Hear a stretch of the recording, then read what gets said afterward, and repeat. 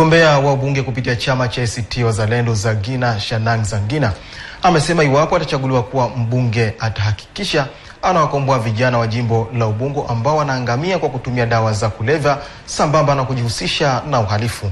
Zangina amesema anakusudiwa kuleta mabadiliko kwa vijana wa jimbo hilo baada ya kuona hali ya wananchi kiuchumi inazidi kuwa mbaya.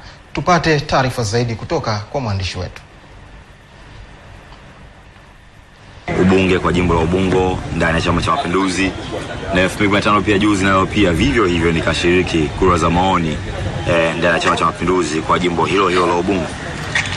Mambo mengi yalikuwa yakifanyika tangia hapo awali. Mwanzo nilikuwa nikiyavumilia ndani ya Chama cha Mapinduzi, hususan katika hali fulani ya urubunifu ambao ulikuwa ukifanyika na mazingira ya rushwa kwa kitengenezwa kwa lengo la kubeba watu fulani tu waweze kupita na kufikia kusudi lao.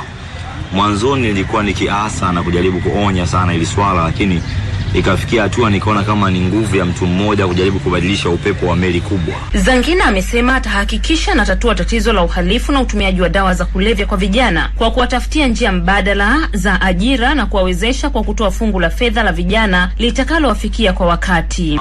Mekumbwa na wimbi la uhalifu na hata magenge ya utumiaji madawa kulevya.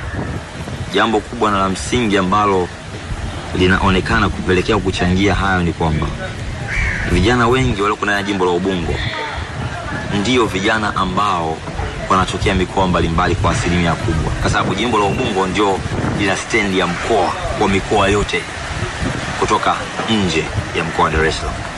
Kwa hiyo kama kituo kikubwa cha kufikia watu kutoka nje, mtu anapofikia stendi ya mkoa, sehemu ya kwanza kutafuta malazi ni jimbo la Ubungo. Mgombea Zangina amesema tatizo la maji litapatiwa ufumbuzi na kwamba wale wote wanaojinufaisha kwa kukata mabomba ya DAWASA kwa ajili ya kuhujumu na kufanya biashara watachukuliwa hatua za kisheria, sambamba na kutoa elimu ya upatikanaji wa afya bora, miundombinu ya barabara na ajira kwa vijana.